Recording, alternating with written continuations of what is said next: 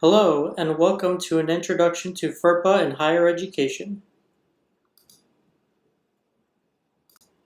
The Educational Rights and Privacy Act was established in order to protect the privacy of student education records. As employees in a higher education institution, it is our responsibility to protect the rights of our student body by securing their confidential education records and complying with FERPA.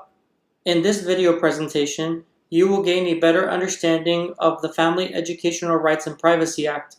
By the end of this video presentation, you will gain knowledge on what FERPA is, the protections it provides for students in higher education, and the consequences for institutions who violate FERPA.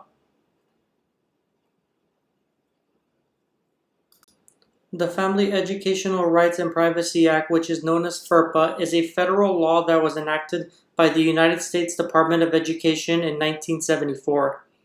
FERPA provides students with specific rights and protections by setting limitations on how educational institutions manage student education records.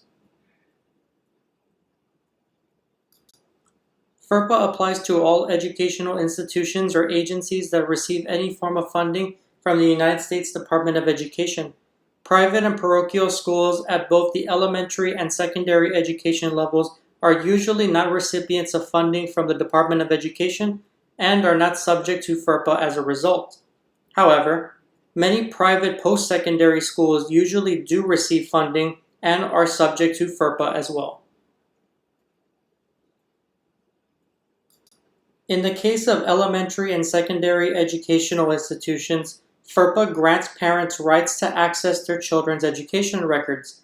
However, once a student becomes 18 years of age or begins attending a post-secondary institution, such as a university or college, the student is automatically considered an eligible student, which means that all the rights that were once given to parents under FERPA are then passed to the student.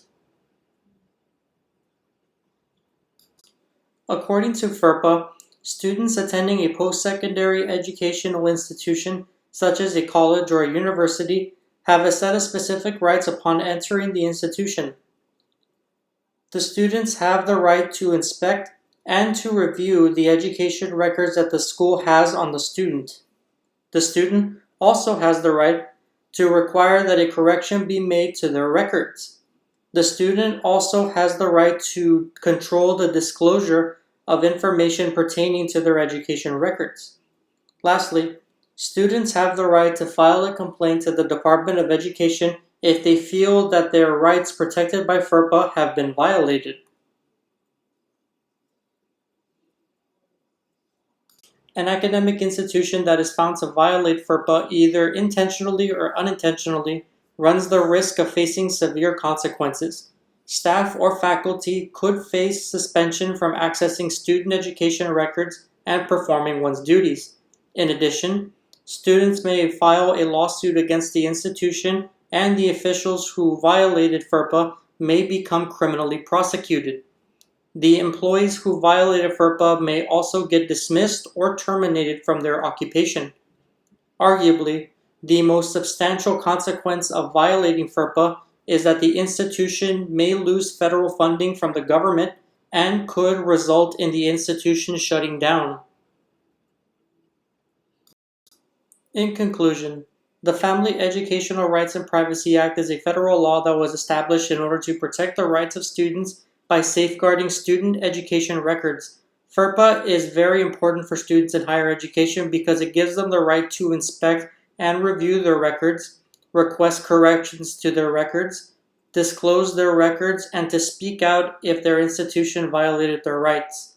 Lastly, professionals working in higher education must be vigilant when working with student education records in order to remain in compliance with FERPA and avoid the consequences of violating this important law in education. We hope that you enjoyed this brief video presentation on an introduction to FERPA in higher education. Thanks for watching.